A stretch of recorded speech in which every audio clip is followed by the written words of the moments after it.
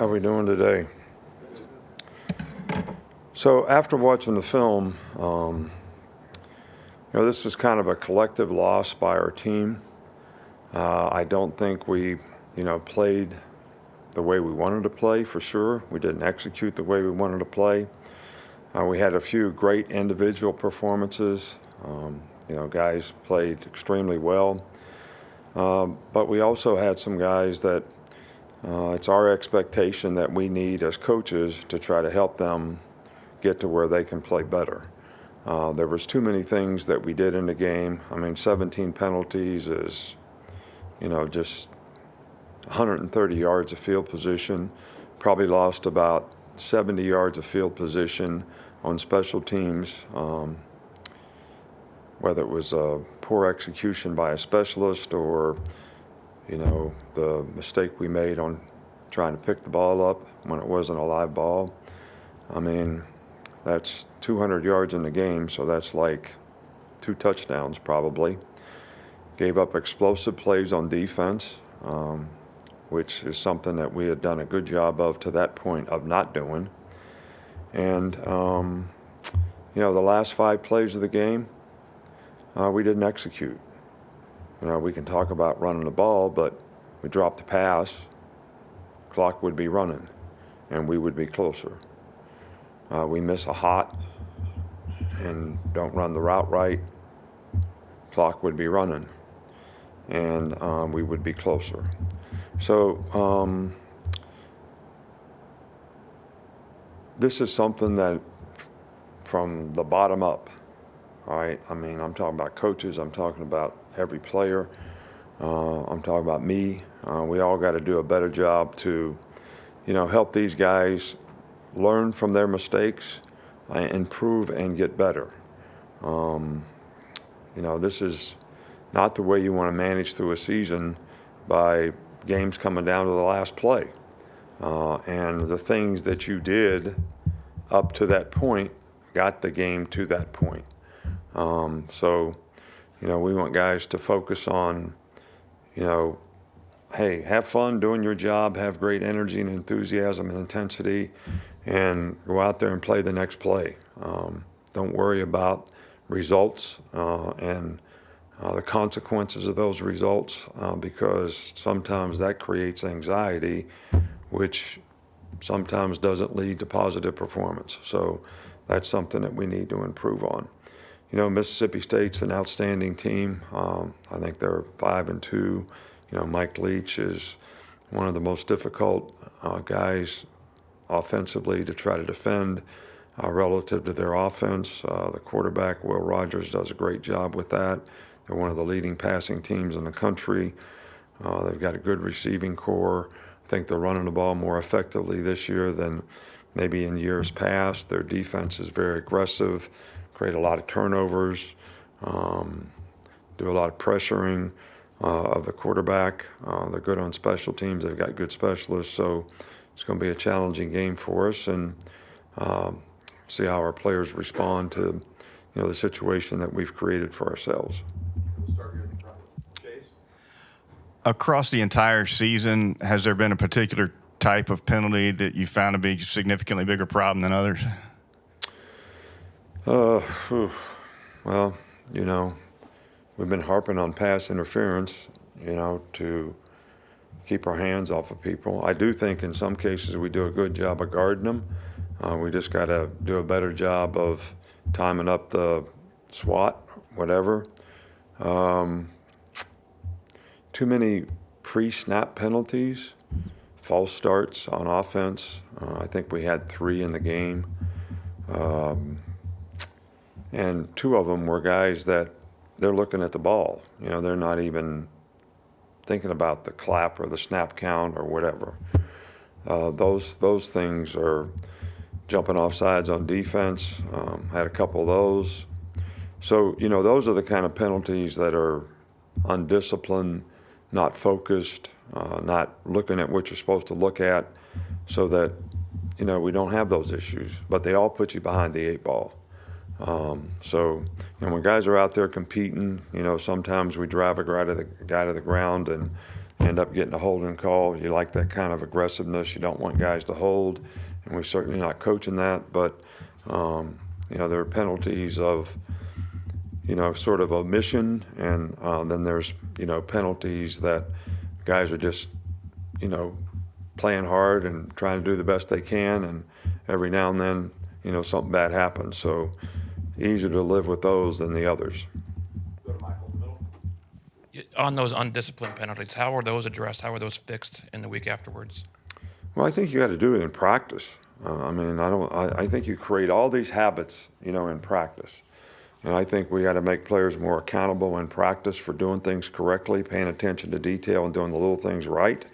We can't go, hang them up for doing this. There are players. We need to get them to understand what they need to do, not to allow these things to happen, and understand the consequences of what happens when you do it. And I think if you continue to do it consistently, maybe we need to play somebody else. There's always a little fear that goes with respect, and respecting what it takes to win. You also should know that, hey, my job could be in jeopardy if I don't respect the things I need to do to win. Over here with Charlie. Were you given any kind of explanation on why the hit on Bryce wasn't ruled targeting? No. No, we turned the plays in. I'm sure the league office will look at it and make a determination. There's two things that is an issue here. Is targeting, but you're also not supposed to hit the quarterback in the head. Last year against Texas A&M, Malachi got thrown out of the game. Guy was out of the pocket, jumped up to block the ball, and ended up almost accidentally hitting him in the head, got ejected from the game. So there's really two things that should be looked at. Then we'll go to Nick Kelly. You mentioned the explosive plays given up on defense, specifically for pass defense. What needs to be done to limit those going forward? Well, we limited them all year long. So we've had less explosive plays this year than we've had all year. So we certainly don't want to give them up. They did a good job of taking those wide splits and creating some matchup things because of the wide splits. Guys got to play with better focus, better leverage. Got to be able to cover people better. It's simple as that. I can't. They are our players. We think they're good players. We think they're capable. They need to play with good technique and good focus on the little things that help you make those plays. Go to the left with Steven. Coach, of course, no one likes to lose, obviously, but when a loss happens, what do you expect to see from the leadership group in getting these guys focused and getting these guys understanding that we got to play to the standard? Yeah, well, I think that, our players all want to win. And regardless of how everybody feels, we feel worse. The players are out there competing. They're playing hard, maybe not always playing smart, maybe making too many errors that we need to fix. And as coaches, we need to help them fix them, teach them. They need to learn from the lessons that, learning occurs best when you make a mistake. But you got to take advantage of that. And I think it's important for our players to get that. It seemed like we had maybe, you want to have great energy and you want to be loose. I thought we were tight, especially starting the game. Coming out of the locker room, our players always chant. They weren't chanting. I said, why aren't you guys chanting? What's up with that? And so it's not that they don't want to do it. It's not that they're not trying. I just think we've got to get our focus in the right place and our psychological disposition in the right place so that we can, look, when you compete, it's fun to compete when you play the next play. It's no different than playing a pickup basketball game. All right, he's got the ball, I got to guard him. I got the ball, I got to beat him. That's how you play. That's how you compete. You have fun. Sometimes he wins, sometimes you win. All right, but you're having fun doing it. You're competing. That's what's important. And you can't worry about the outcome. You can't sit there all tensed up because you're afraid the guy's going to shoot a three on you. You got to play the play and go play the next play if he does make a three. So so much more fun that way. Not looking at the scoreboard, not worrying about results, not being fearful of what's going to happen if something bad happens or if we lose a game. Just go play, compete. And then when the game's over, if we do that and we do it well as a collective group, we can live with the results.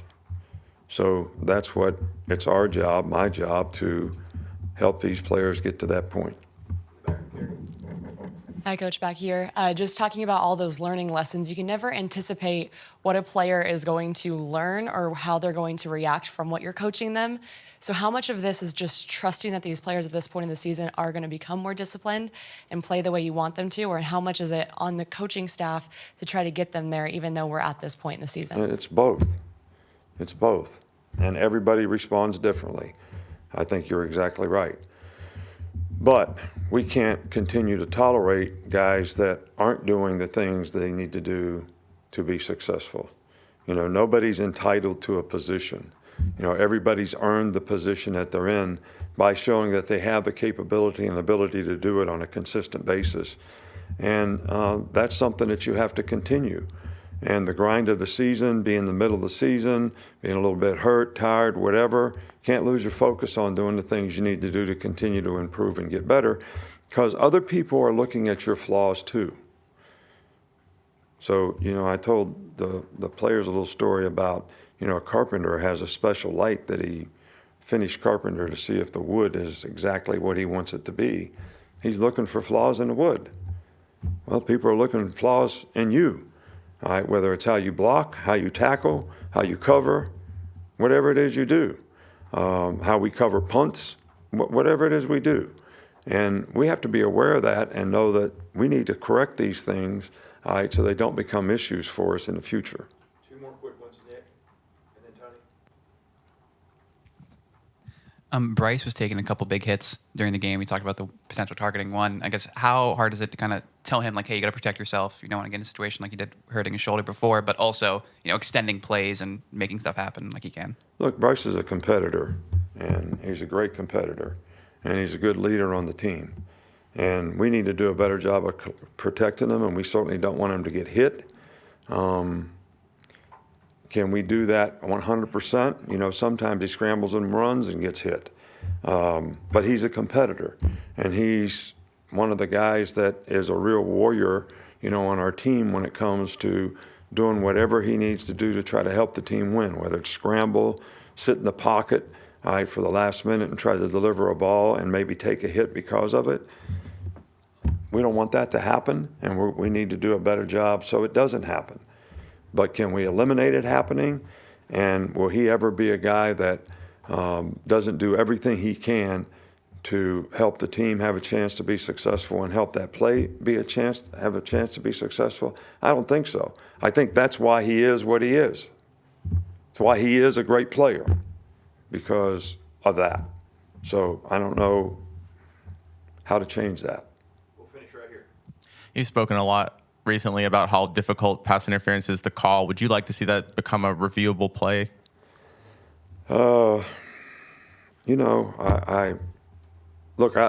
My big thing is just consistency. Call it the same for everybody. And,